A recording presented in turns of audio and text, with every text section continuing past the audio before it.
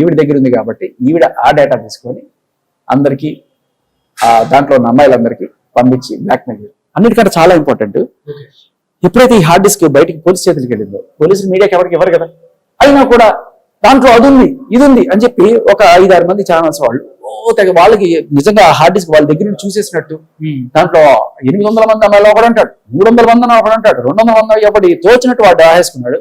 కొన్ని వీడియోలు కూడా వేసుకున్నారు. ఎక్కడి నుంచి వస్తాయి వీడికి వీడియోలు? అఫ్కోర్స్ అందరికీ తెలిసి లావణ్య దగ్గర నుంచి వస్తాయి, చిన్నపిల్లడికి కూడా అర్థమైపోతుంది. సో ఇప్పుడు ఈ వీడియోలన్నీ కూడా ఒక 2-3 బ్లర్లు వేసేసి మా మస్తాన్ సాయి కామాంధుడు ఇదని చెప్పి వేస్తున్నారు కదా. మరి నిన్న మస్తాన్ సాయిని కస్టడీకి తీసుకున్నారు, పోలీసులు విచారించారు.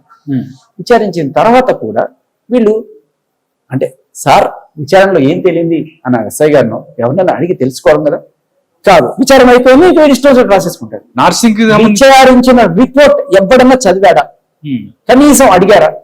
అవును, దాంట్లో ఎంతమంది అమ్మాయిలు ఉన్నాయని ఈవిడ చెప్తున్నట్టు 44 మందా, వాళ్ళు చెప్తున్నట్టు 400 మందా?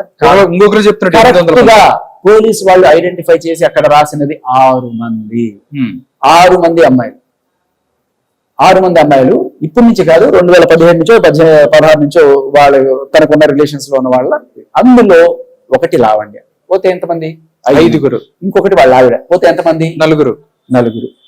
సో ఈ తర్వాత వాళ్ళ ఆవిడతో వనస్పతులు వచ్చి అతను మూవ్ ఆన్ అయిపోయి వేరే అమ్మాయితో రిలేషన్ పెట్టుకుంటే ఆ అమ్మాయితో కూడా కొన్నాళ్ళకి ఎంత బ్రేకప్ అయితే ఆ అమ్మాయి ఎక్కడ వేరే దేశం వెళ్ళిపోయి పెళ్లి చేసుకుని అక్కడ హ్యాపీగానే ఉంటుంది. ఆ అమ్మాయి వెళ్ళిపోయిన తర్వాత ఇంకొక అమ్మాయి వచ్చింది, ఇంకో 2 వచ్చారు. సో ఒకళ్ళు వెళ్ళిపోయిన తర్వాత అలా మొత్తానికి ఒక 4 ఉన్నారు. అంటే వీళ్ళిద్దరు కాకుండా భార్య లావణ్య కాకుండా ఇంకొక 4 ఉన్నారు. ఈ 4 అని చెప్తే వెయిటేజ్ ఏముంటది? 400 మంది.